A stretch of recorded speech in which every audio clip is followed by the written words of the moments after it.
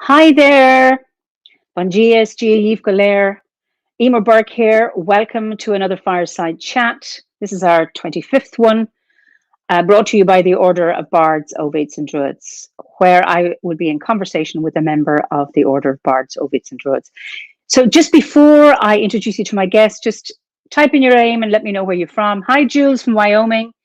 Ellie from Kent. Oh, it's very stormy. Tara from New York. Lovely to see you again. Hi, Linda from Maryland. Great to see familiar names. Hi, Dean from Bedfordshire. That's wonderful. David from Canada, Ontario, Maine. That's Jason. Wonderful. Oh, snowy Maine. It's just cold and damp in Ireland. Jan. Linda Joan, always from Australia, because I'm very impressed with you getting up so early. And Jenna from Texas. Hi. Kate from Essex. Lydia from London. Vancouver. Hi, Kathleen. That's wonderful. And I don't know how to pronounce your name, but you're from Bordeaux in France. So that's just wonderful. Hi, Ava from Belgium. Pauline from Lancashire. Wonderful. Somebody from Scotland. Sterling. Louise. That's wonderful. Great. So, hi, Jane from High River. Lovely to see you again. Oh, this is great. So let me introduce you to my guest this evening. We're going to New Zealand.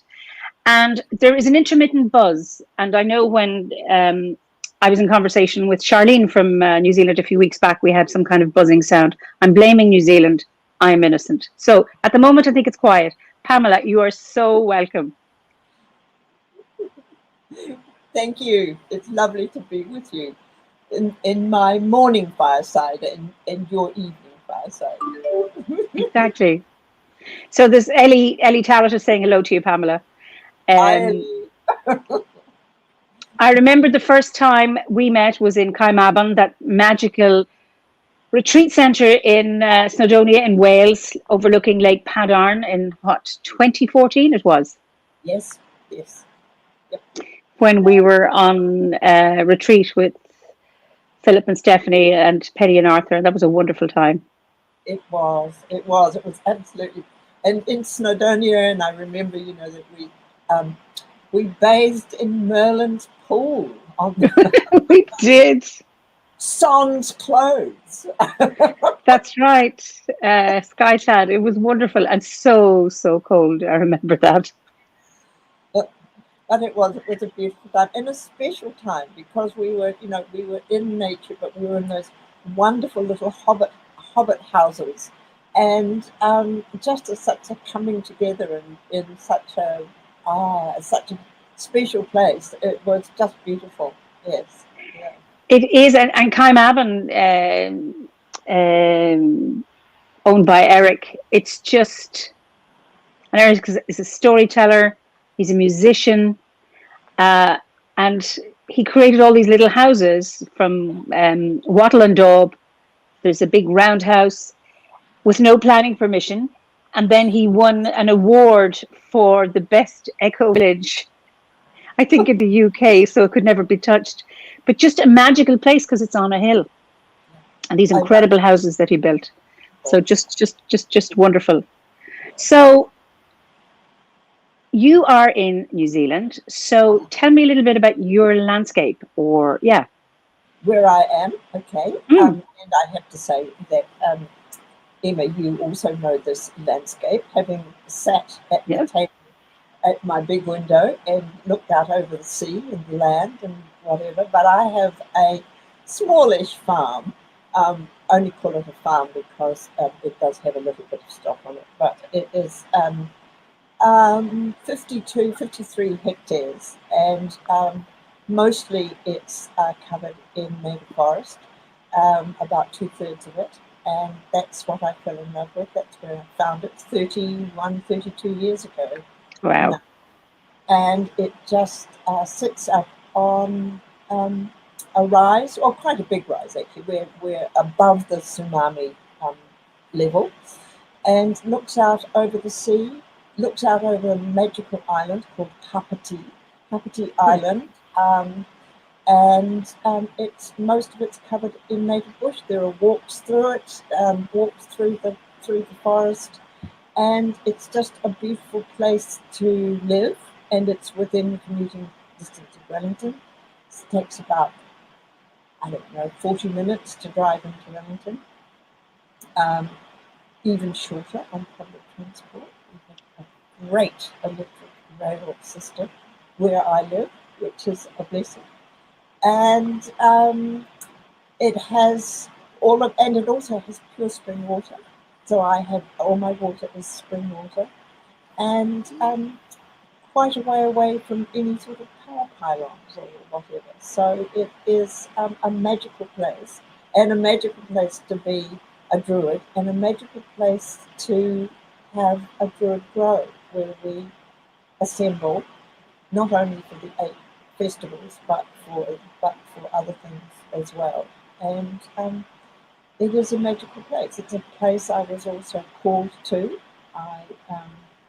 I knew from the moment that I stepped on the land when I was looking for it that the land actually sang, and I went, so this is where I need to be.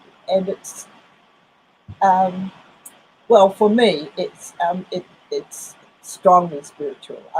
The nature spirits here and the spirits of the land, of this land and this place, are very powerful. Absolutely. And I remember years ago when Manuka honey became fashionable here, and it was like, yes, the only place you get that is in New Zealand. And you actually have a Manuka forest. And I remember I was expecting these to be giant trees, but it's just beautiful to walk through that forest on your land. Yeah. Absolutely magical. And I mean, it's an interesting thing with Manuka as well, is that for years, and I come from my grandparents. Sorry, Pamela, can you turn volume up? Somebody says she can't hear it. I'm sorry about that, Catherine. I am going to try and adjust this. Would I know how to do that? Because, let me do that.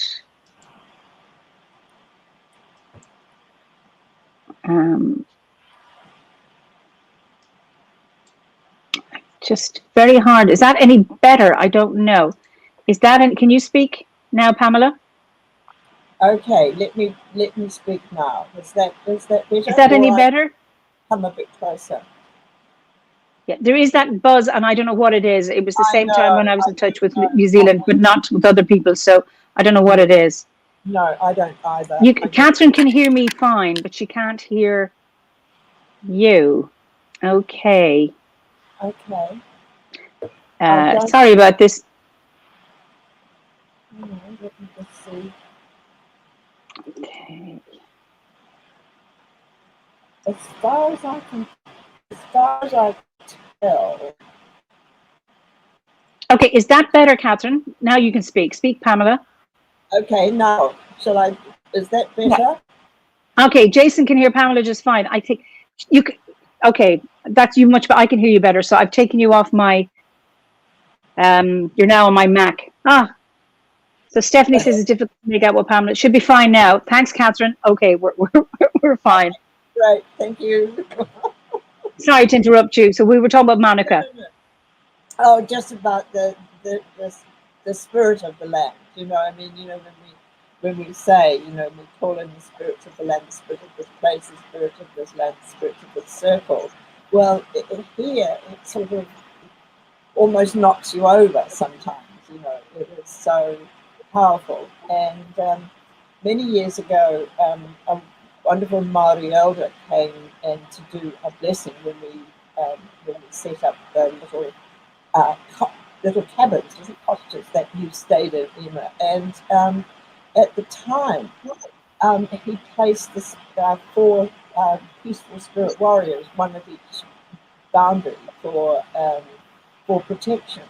And it was really strange because we were all here in the circle. And I said to him, there's spirit warriors here. And he said, oh, I'm glad you can see, I'm glad you can see them.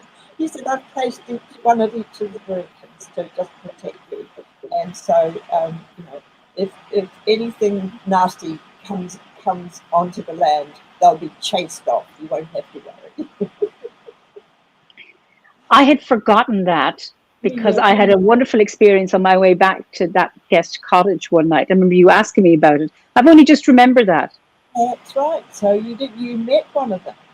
And it's really, but so there's the magic in that, but I remember because it's on a fault line as well.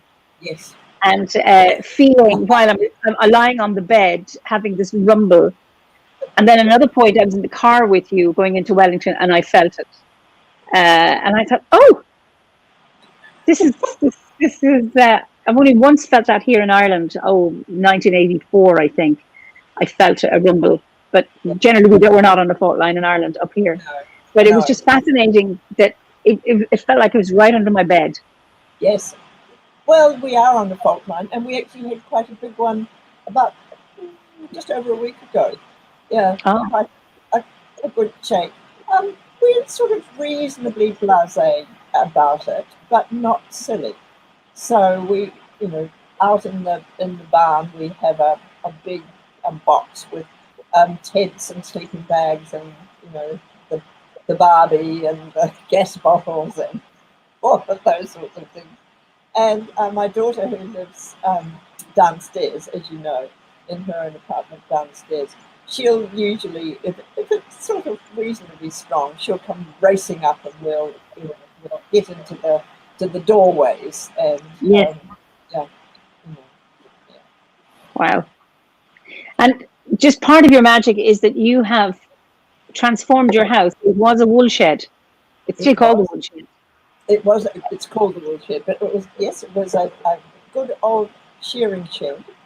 And I just love the stories of this place. And because there was much more land than I wanted, but I couldn't, it couldn't be subdivided. I couldn't afford to put a house on it. So I just went, oh, well, there's this shearing shed, it's big, and it looks pretty solid. So we'll just get that converted. And it was wonderful. I just love the space of it, and now if I thought, oh, yes, well, I could afford to build a house now, which I can't. But if I could, I wouldn't, because I'd only build exactly the same space I've already got. So why would I worry? But one of the other wonderful things, the story of it, is that when we were painting, it's got the good old brace and beams, and when we were painting, we came across a serial number. And then we found out, because it's sort of, like two long sort of buildings, if you like, which have been put together with a channel in the middle. And we found out that they were the mess halls for the American Marines when they were stationed here during the Second World War. Wow. Yes.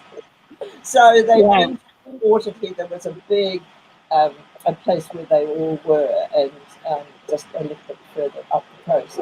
And so the farmer had obviously stored a couple of the mess halls and put them together for the shearing shed. Oh, brilliant, brilliant. Wonderful story. I mean, it's lovely to have that history, because I know when I was there, people were saying, this is quite old. And then they'd look at me and go, okay, but not as old as Ireland. So it's nice to have. Obviously, the island is very, very old. But, the kind of the history of living memory or the remembered history is much, much newer.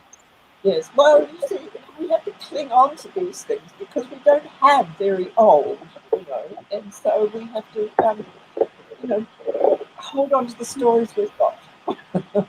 Exactly, and all of them are valuable. Modern stories are just as important as old stories. Okay, so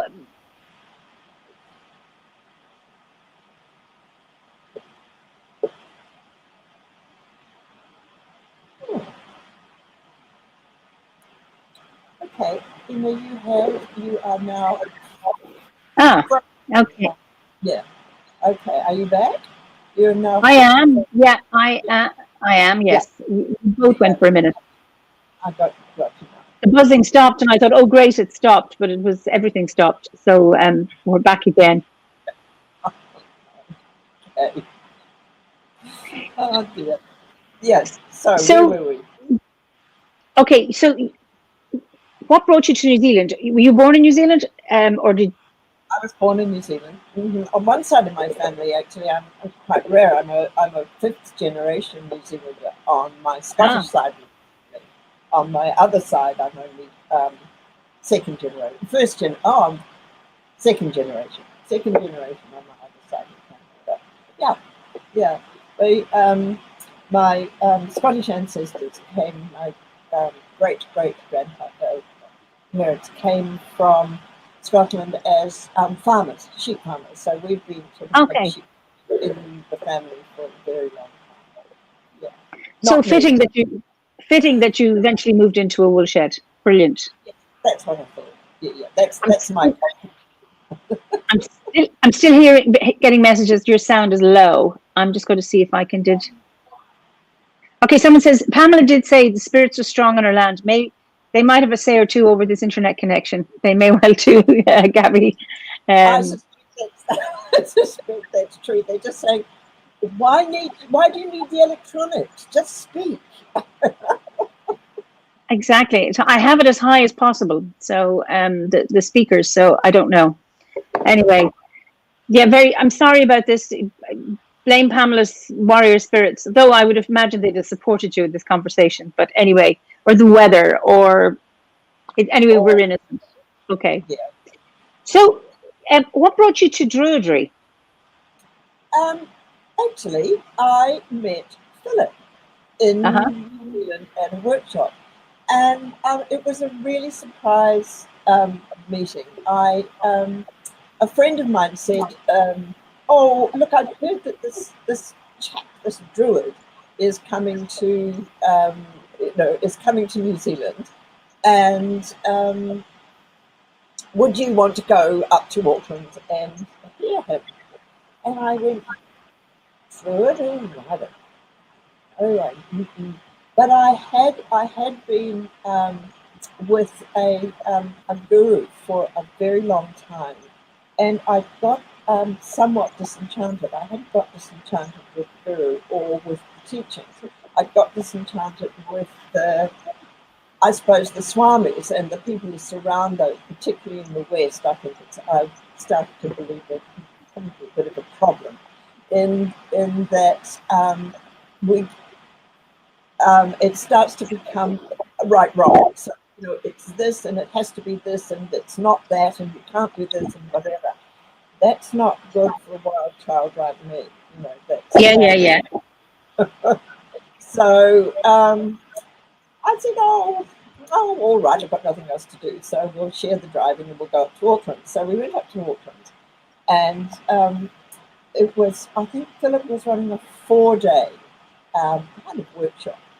And I walked in, and there were all of these people sitting in a circle, and in the middle was this not very tall man, just in casual clothes, and a lot of There. curly hair, and I have a lot of curly hair, and just sitting there talking with people and listening to people, and really with another going, well, all is as it is, that there is not one truth, and I want to hear what your spiritual experiences are, and such humility.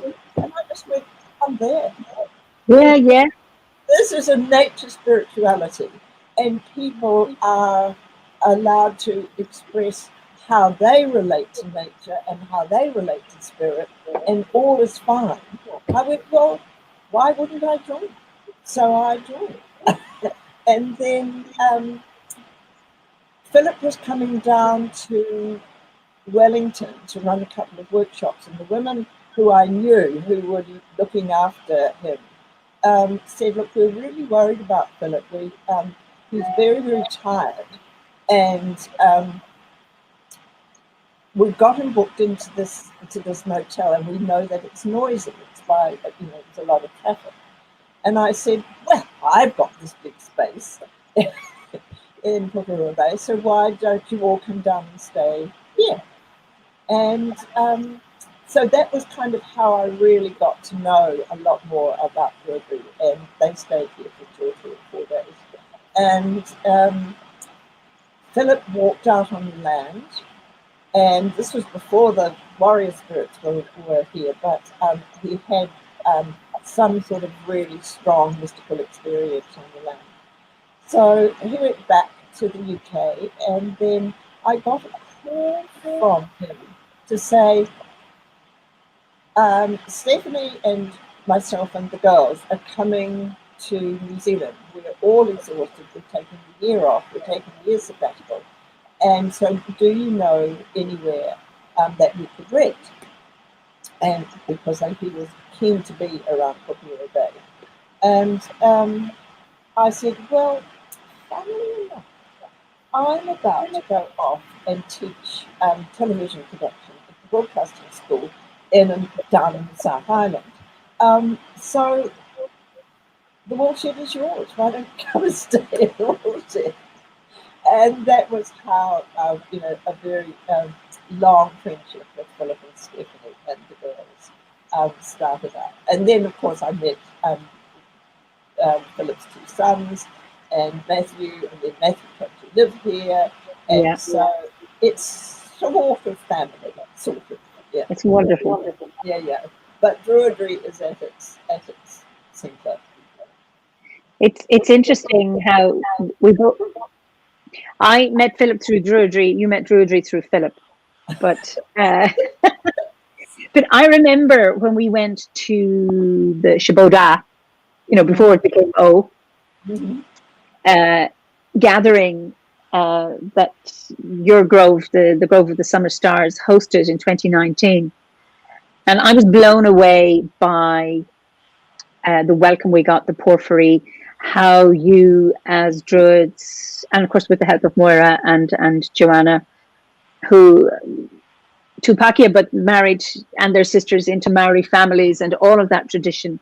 I was blown away by how you New Zealanders were able to integrate Druidry with your own landscape in a very real, very respectful, right in their way, and being able to incorporate the language and the trees and everything. I was just blown away by it.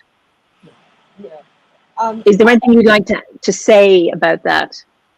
Well, it's we were a bit tentative to start off with, when we were sort of newbies as a grove, as to how you want to do things right. I probably come from previous spiritual experiences. But Moira is a fluent Māori speaker, Joanna not so much, but then we have other people who are also very good Māori speakers.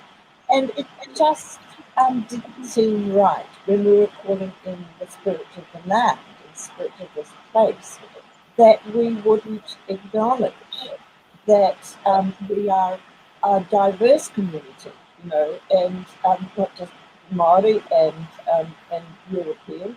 We call ourselves Pākehā because we like to differentiate. Pākehā don't exist anywhere else in the world, right? Yes. Unique. That it just didn't seem right. So Moira said, well, I could call, when we call, the spirits, and I could call in Māori. And it just felt so right. Philip was perfectly, he thought that was marvellous. And it's just had such a natural feeling. It hasn't felt like added on. It's just part of. And I would be really sorry if we didn't do it, because we'd be incomplete. So we do, and so we haven't changed the basic things. Remember when we were in Kaimabon, Penny gave us a list of the points that we cover in a ritual. And I mean, they're very. There's not many. You know, No. we don't have to call in particular gods or spirits or goddesses or whatever. It's just what is right for place, time, and circle. You know, and we've held that very, very tightly. And so we don't call in the bear. We don't call in the snake. We have no bears. So we don't, you know, so the directions, we call in what is right for us, right? And we do have the hawk of dawn, but in Māori, the hawk is called kahu. So we call in kahu, hawk of dawn. In the north, which is our warm place, you know, I've never got my head around that actually. How come that the sun goes round to the north in down here, and it goes to the south up your way? I don't understand how that goes, but anyway, there you go. So the sun is at its hottest and brightest in the north, and so we call in the Pahutakawa. Pahutakawa is the beautiful tree called our Christmas tree, and it has beautiful red, huge red blossoms. So we call that. We often do call in the salmon for the west, but we also call in tuna. And tuna is not the tuna of the sea. It's a tiny little eel that we call in, which is also a delicacy. And then in the south we tend to call in the Southern Cross and the because it's the element of earth, we call in the Southern Cross and the realm of Antarctica. So it's just, you know, just working with the energies that are present rather than imposing. And then we often call in the Northern Hemisphere druids, who are often doing ritual at the same time. And we can experience you. Then we call in the spirits of our ancestors and the spirits of the lands and other places. And I don't know, it works. You know, I think it's such a magical thing when we start to realise that we're not separate. We're not even separated by distance. There is no distance. There is no separation. We just are. We just are. I mean, I had an amazing experience when I was over in the UK. I can't remember when. I've been lots of times. It might have been 2018, somewhere around there. And I was on Dartmoor, and I was sitting on this big rock, and I had a small piece of wood in my hand, and I don't know why, but I started to beat on the rock, and I had this strong experience of the spirits on it. Dartmoor's amazing. Yes, yeah. Woo! and I started to just beat, like slightly drum on the rock. And all of a sudden, I was with the spirits of the land at the farm, in the same place as the spirits of the land on Dartmoor. And I went, there you go. You know, how I just think that things are separate. It's Gabriella, it's wonderful to listen about the practical details on the adaptation. It paints a clearer picture over what adapting means. I think that's absolutely so true. And I know from lots of people who aren't in these lands here, say in the US or in other places, you know, how do they connect with the spirits of their place and of the place in which they live? And that for many is a challenge, because there's a sense of maybe appropriating you've no right to, you're on land that's been colonized, and then not enough attention or acknowledgement of Indigenous peoples and all of that. That you seem to, in New Zealand, have managed to navigate your way around that in a way that's respectful, inclusive, and relevant to the place. So I think even for people listening to you, I think that might be really, really helpful. Right. Oh, good. Yes. You know, And then Jason says, what a beautiful way to honor the local spirits and ancestors. I'm always interested in learning how people put theory into practice around the world and make it their own. And that's exactly it. And of course, the Gwers is all about, for me, have been practicing here, and then I joined the order. And what the Gwers gave me was a framework on which to put the flesh so that I could make it relevant to my landscape as well. And it's funny, you were talking about it. How can you go to the south? How does the sun go to the south when it's moving? And in the Irish language, it's all in the Irish language, actually, because obviously the sun started up here long before it was down your end. And I have to say that with all humility. That when you face the east, so in front of me means to the east of me, behind of me means to the west of me. So it's already in the language, you're oriented towards the west. When you go to the right, Deschel, you're going Deshart to the south. And when you're going Tugal, you're going Tua to the north. And Tugal means to close in, and Deshart means to open up. So it's really, really interesting how, and it's about, and I mean, I'm being teasing you about saying it started first, but it's around finding our own way of articulating how we engage with our landscape. And I think that is just beautiful. I think it's lovely to do that. When would you say you had or can you remember your first spiritual experience? Or one that maybe stands out, because maybe the first one mightn't be but. I mean, it's an interesting question. I've had some powerful experiences. I've had powerful experiences in the UK and here. I've had some powerful spiritual experiences in our women's forming circle as well. But there's never been a time that I can think of when I haven't spoken to spirit. And I mean, right from very small. And I know that so I think it might be my Scottish ancestry. And nobody ever told me that I couldn't do it. So I think, from very small, my mother told me that she'd find me in the garden and I'd be talking to the spirits, the nature spirits. And, and apparently I did see them, but also, or experience them, but I could experience different nature spirits with different parts and things, so, and I mean, I just thank my parents so much for that, which is, so often I think children are told, oh, don't be ridiculous, it's just your imagination.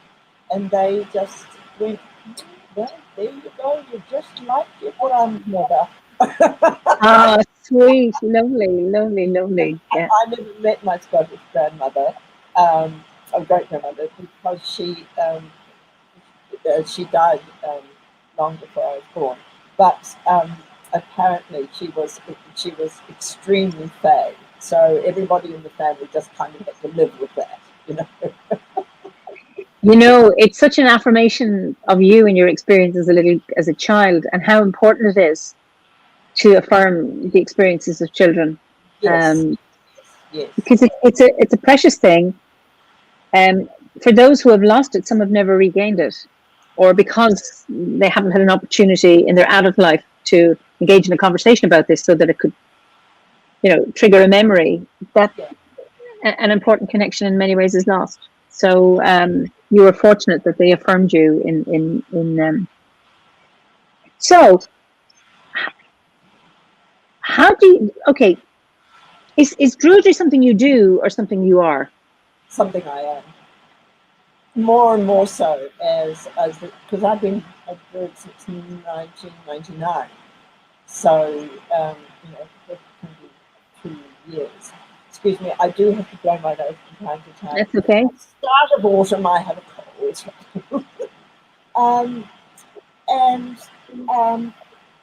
The more but also it helps of having the grove here at the farm. But the longer I've been a Druid, and I suspect the older I get,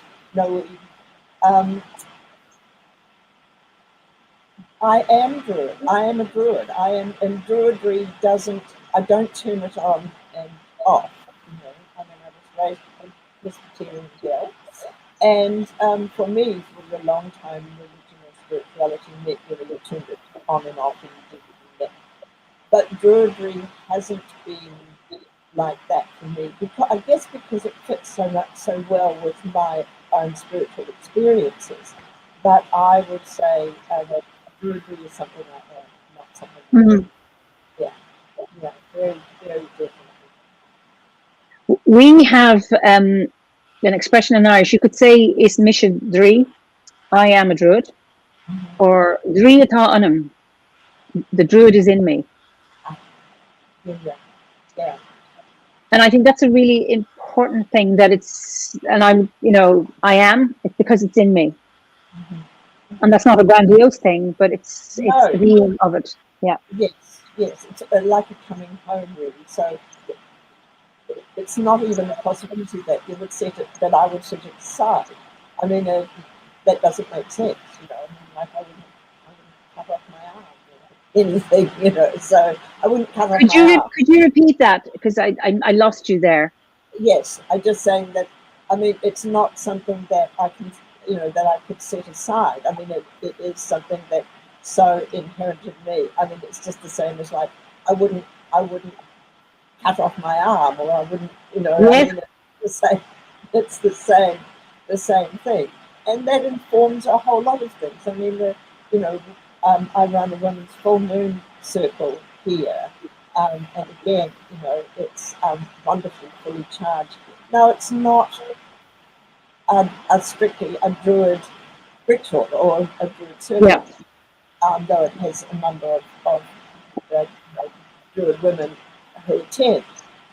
But there's something that I have realised, and maybe I realised it that when I very first did that first workshop with Philip, is that there is a spirituality, Druidry is a spirituality that encompasses everything. Is the me. I don't know. We're getting lost. Okay, I'm going to, just bear with me. I'm going to try another thing to see if I can do something about this.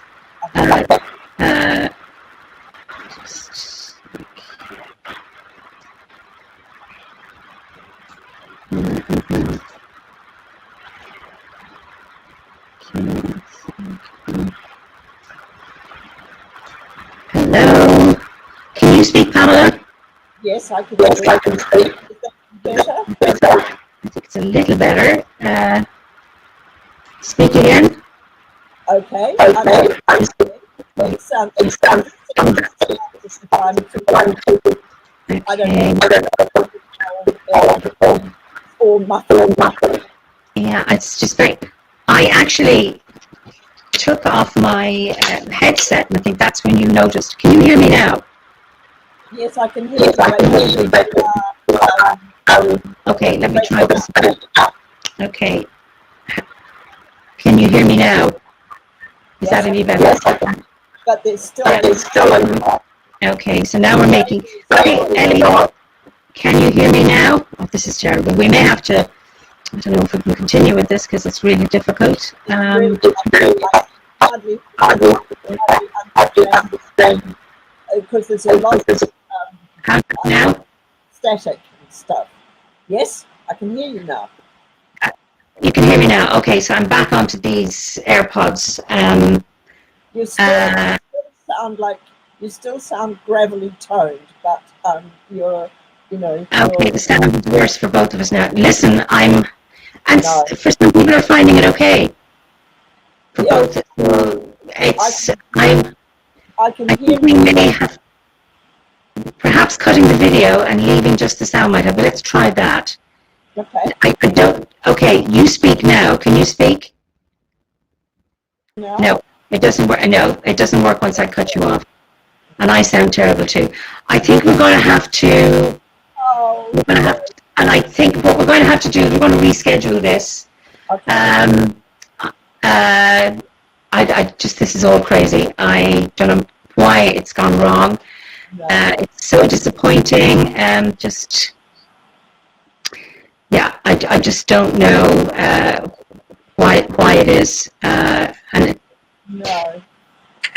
And now Pamela is quite clear, and now Eimear is sounding like a robot. Oh, this is just. Yeah. That's what it is for me too. Yeah. I can hear you quite clearly, but not you. You sound gravelly. Okay, I'm just going into. Is that any better? You still sound gravelly. Do I sound better? Yeah. No, I think we're going to have to end this. Try restarting. Okay, well, I could try restarting. So that's what I'll do. I try restarting. So I'll end the broadcast and I'll start again. Okay? So stay where you are. If you can bear with us,